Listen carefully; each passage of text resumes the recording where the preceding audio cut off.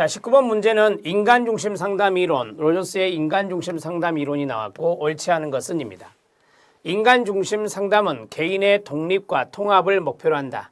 이 독립을 우리가 자율성이라고 말을 할 수 있죠. 자, 독립과 통합을 목표로 하는 것 맞습니다. 충분히 이제 자아 실현을 할 수 있는 것이죠. 인간중심 상담은 치료 과정과 결과에 대한 연구, 관심사를 포괄하면서 개발이 되었습니다. 치료 과정과 결과, 치료 과정에서 치료자의 태도가 얼마나 중요한지 그리고 결과가 어떻게 나오는지 그러한 것들을 연구하면서 이것이 개발된 것입니다. 치료자는 주로 내담자와 자기와 세계에 대한 인식에 주로 관심을 갖는다라고 했습니다. 자, 우리가 이제 치료자 같은 경우는 이제 상담자가 되는데요. 상담자는 내담자, 그 다음에 상담자 자신, 그 다음에 세계, 여기에 대한 인식 이런 것들이 주요 관심사가 된다. 이렇게 정리하시면 됩니다. 자, 우리가 이제 세계에 대한 인식하면 세계는 좀 이렇게 초월하는 부분이라서 자아 실현과 관련성이 있다. 이렇게 보시면 되겠습니다. 세계관 이런 것도 여기에 들어갈 수 있겠습니다. 자, 그 다음에 4번입니다. 내담자가 정상인인가, 신경증 환자인가, 정신병 환자인가에 따라서 각기 다른 치료 원리가 적용된다. 그렇지 않습니다. 인간중심 상담은 아래와 같은 5번 무조건적 긍정적 존중, 공감적 이해, 진실성 이러한 것들이 상담자의 태도로 갖추어져 있다면 이 상담의 효과는 나타날 것이다 라고 하는 거예요. 여기 4번과 같이 어떤 환자에 따라서 각기 다른 치료 원리가 적용되는 게 아니라요. 이렇게 정리하셔야 됩니다. 무조건적 긍정적 존중이나 공감적 이해나 진실성이라고 하는 세 가지 원리를 강조하는 것이지 각기 다른 원리가 있는 게 아니에요. 19번의 답을 4번으로 처리하시면 됩니다. 자, 어렵지 않게 풀 수 있는 문제였습니다. 20번 문제 들어갑니다. 자, 20번 문제는 체계적 둔감법이 나왔습니다. 체계적 둔감법 잘 두어야 되는 행동적 기법입니다. 옳지 않은 것은입니다. 기본 절차는 우리가 이제 이불계라고 하시죠. 이완 훈련을 하고 자, 불안 위계 목록을 작성합니다.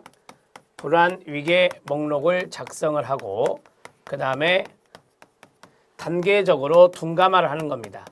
단계적으로 둔감화를 하는 것이다.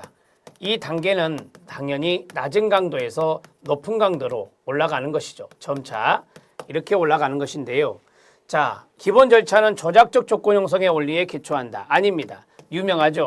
이 고전적 조건화, 파블로프의 고전적 조건화의 응용이 바로 체계적 둔감하다. 이렇게 보시면 됩니다.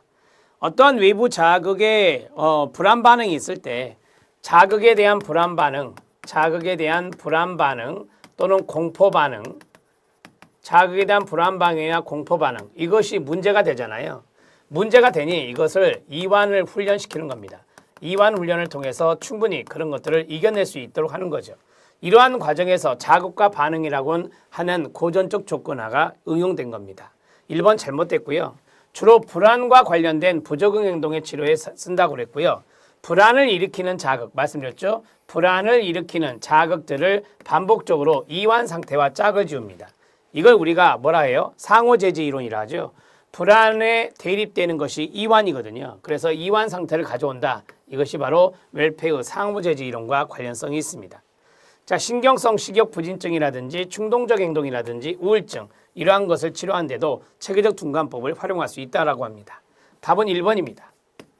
20번 문제 잘 알아두셔야 되는 것이 우리 시험에 체계적 둔감법이 많이 나오거든요. 그래서 체계적 둔감법은 철저하게 알아놓고요. 이 과정도 잘 알아놓으세요. 어떻게 외우면 돼요? 이불계입니다. 이불계 이렇게 정리하시면 됩니다. 20번의 답을 1번으로 처리하시기 바랍니다. 21번 문제 들어갑니다. 자, 21번 문제는 사이버 상담입니다. 사이버 상담, 인터넷 상담이라고 생각하면 되는데요. 장점으로 옳지 않은 것은입니다. 자, 풍부하고 용이한 정보 획득이라고 했는데요. 이거는 내담자가 정보를 찾아볼 수 있다라고 하는 거죠. 내담자가 정보 획득하는데 용이하다라고 하는 겁니다. 인터넷을 이용하기 때문에 내담자가 풍부한 정보를 찾을 수 있고 쉽게 정보를 찾을 수 있다라고 하는 거죠. 내담자가 이렇게 풀이해드리고요. 신속한 상담 관계 형성할 수 있습니다. 사이버 상담은 아시죠? 메일 상담이라든지 게시판 상담이나 이런 것이니까 신속하게 상담 관계를 형성할 수가 있습니다. 자, 감정 정화 기능도 있습니다. 사이버 게시판에 또는 메일에 자신의 감정을 토로할 수 있는 감정 정화 기능도 있습니다. 자, 그 다음에 내담자의 자발적인 참여. 자, 인터넷에 글을 쓰는 것은 스스로 참여하는 겁니다. 자발적으로 참여할 수 있는 것이죠. 그래서 장점에 해당될 수 있습니다. 자, 응급 상담 시 적극적인 대처가 가능하다. 어렵습니다. 응급 때는 이러한 것이 어려운 이유가 바로 내담자에 대한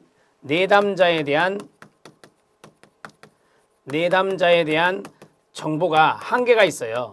정보에 한계가 있기 때문에 위기 상황에 만약에 처했다. 내담자가 그 위기 상담할 때 적극적으로 대처하기가 쉽지 않죠.